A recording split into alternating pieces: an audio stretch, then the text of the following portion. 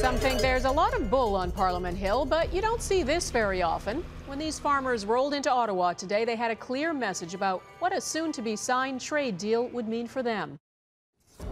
I mean, this will be very significant for us. We will lose 10% or even more from the milk price. We'd have to really sit down and figure it out. It's going to be either we go into a heck of a lot more debt to get ahead, or we just pull the plug and try something else.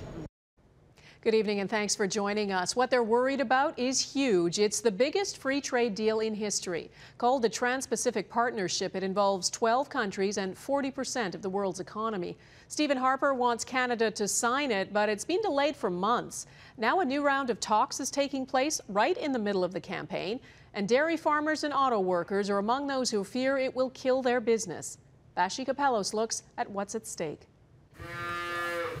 70 years after Albert Camps's grandfather milked his first cow here. Well, it looks like we got lots of them chewing their cud. This central Alberta dairy farm is still in the family. We've been at this for quite a while now. But Camps is worried the TPP could put that in jeopardy, with the United States and New Zealand pressuring Canada to open up dairy and poultry markets, which the government protects by restricting supply and limiting imports. We don't know what's coming down the pipe. Dairy farmers across Canada are holding their breath right now because TPP talks are being billed as the final round. A deal is supposedly imminent, though Canada's Minister of Trade, Ed Fast, is hesitant to say that's the case.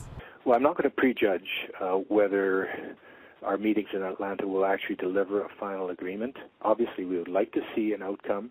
The auto industry is also worried after Conservative leader Stephen Harper admitted the sector may not like the deal. They say concessions giving the U.S. a leg up could cause Canadian assembly plants to close and thousands of job losses. If we don't have these things, then the consequences are pretty severe. Still, a deal would create the world's largest free trade zone. Global News has learned from a source close to the negotiations that Canadian lobster and prepared salmon products like smoked salmon will gain duty-free access to all TPP markets. It's very important to be part of these negotiations and to allow Canadian firms to compete equally with their competitors around the world. Tories insist they'll protect supply management and get the best deal for Canada, but with the talks taking place in the middle of the election, they're under fire. I think that supply management is on the table, and Mr. Harper doesn't keep his word on these things. So if this is your best efforts, Mr. Harper, we have to worry about... Harper isn't biting. We're not going to walk away from a trade negotiation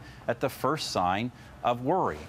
Fast and other trade ministers arrive in Atlanta Wednesday as talks kick into high gear.